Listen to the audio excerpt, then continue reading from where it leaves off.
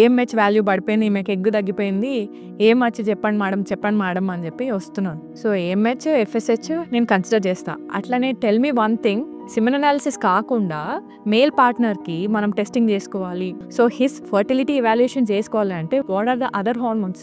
So other hormones వచ్చేసి FSH, LH. ఇవి signaling hormones. బ్రెయిన్లో ఒక ఏరియా ఉంటుంది పిట్యూటరీ గ్లాండ్. సో పిట్యూటరీ నుంచి సెక్రెట్ అవుతుంది. ఇది సెంట్రల్లీ కంట్రోల్ చేస్తుంది కదా. So FSH and LH hormone మనకు ఒక indirect test indicator fertility status గురించి. ఎఫ్ఎస్హెచ్ ఎక్కువ ఉంటే టెస్టిస్లో స్పర్మ్ ఉత్పత్తి తక్కువ జరుగుతుందని మనం అనుకోవచ్చు, కానీ ప్రతిసారి అలా ఉండదు. ఒక్కొక్కరికి ఎఫ్ఎస్హెచ్ నార్మల్ ఉన్న స్పర్మ్ ఉత్పత్తిలో ప్రాబ్లమ్స్ ఉండొచ్చు, ఆర్ తక్కువ ఎఫ్ఎస్హెచ్ ఉంటే మనం మెడిసిన్స్, ఇంజెక్షన్స్ ఇవ్వచ్చు. కానీ ఈ హార్మోనల్ ఇంబ్యాలెన్సెస్కి మెయిన్ రీజన్ ఏంటి అది కూడా మనం తెలుసుకోవాలి. తక్కువ హార్మోన్స్ ఉన్నాయనుకోండి, signaling hormones, first we have to check pituitary gland, MRI చేసుకోవాలి. బట్ హార్మోన్స్ ఎక్కువ ఉంటే టెస్టిస్లో ఏం ఇష్యూ ఉంది అసలు we have to get to the bottom of that, investigate చేయాలి. ఇప్పుడు షుగర్ అండ్ బీపీ, డయాబెటీస్ ఎంత పెరిగిపోయింది. 1 in every 6 పీపుల్కి డయాబెటీస్ వస్తుంది. అండ్ ఇన్ఫర్టిలిటీ కూడా మళ్ళీ అంతే, 1 in 6 కపుల్స్కి ఇన్ఫర్టిలిటీ ఉంది. సో డయాబెటీస్కి అయితే మనకు ఐడియా ఉంది, జెనెటిక్ రీజన్స్ వల్ల అవుతుంది. అండ్ మనం ఎంత హెల్దీ డయట్, ఎంత ఫిట్నెస్ ఫ్రీక్ ఉన్నా కూడా ఒక ఏజ్ తర్వాత వీ కాంట్ ప్రివెంట్ డయాబెటీస్, కానీ దానికి డీలే చేయొచ్చు. అదే ఫర్టిలిటీలో మళ్ళీ unprotected inter course, STD, sexually transmitted infections అవి వచ్చిన తర్వాత అసలు ఈ ప్రాబ్లం ఇంత సివియర్గా అవుతుందని అనుకుంటలేదు. స్పర్మ్ క్వాలిటీ డ్రాస్టికలీ తగ్గిపోతుంది. దాని తర్వాత ప్యానిక్ అవుతున్నారు. మెడిసిన్స్ ఇవ్వండి డాక్టర్, మెడిసిన్స్ తోటే ట్రై చేద్దాం, మాకు అసిస్టెడ్ రిప్రొడక్షన్ వద్దా అని చెప్తారు. కొంతవరకు వాళ్ళు చెప్పేది కూడా కరెక్ట్. వీ విల్ సపోర్ట్ ఎంత పాసిబుల్ ఫస్ట్ లైఫ్ స్టైల్కే ట్రై చేస్తాం. అండ్ బ్లడ్ ప్రెషర్, ఫిజికల్ ఎగ్జామినేషన్లో మనకు ఏదైనా changes, for example loose undergarments వేసుకోవాలి. Day to day habits evaluate చేస్తాం.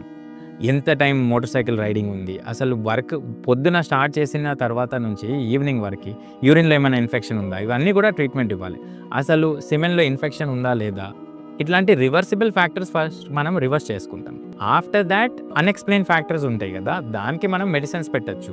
చాలా ఉన్నాయి, క్లోమిఫిన్ ఉంది, ఆఫ్ లెవెల్ కూడా కొన్ని ఇంజెక్షన్స్ ఉన్నాయి. ఇవి కూడా మనం పెట్టి చూడొచ్చు, పేషెంట్ ట్రై చేయొచ్చు. 2-3 monthsకి ఒకసారి స్పర్మ్ టెస్ట్ చేయొచ్చు. కానీ స్పర్మ్ అసలు క్వాలిటీ అంత కన్జర్వేటివ్ మెథడ్స్, ఇంజెక్షన్స్, టాబ్లెట్స్ వల్ల కూడా అసలు పెరగట్లేదు అంటే that is a clear cut indication for assisted reproduction.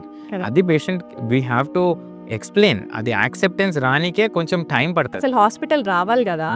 So day before yesterday కూడా I saw a couple, husband దగ్గర 6 different ల్యాబ్లో 6 different టైం ప్రతి మంత్ సిమెన్ అనాలిసిస్ ఉంది. అసలు అవి ఎవాల్యుయేషన్ చేసుకోవాలంటే you should go consult male fertility expert.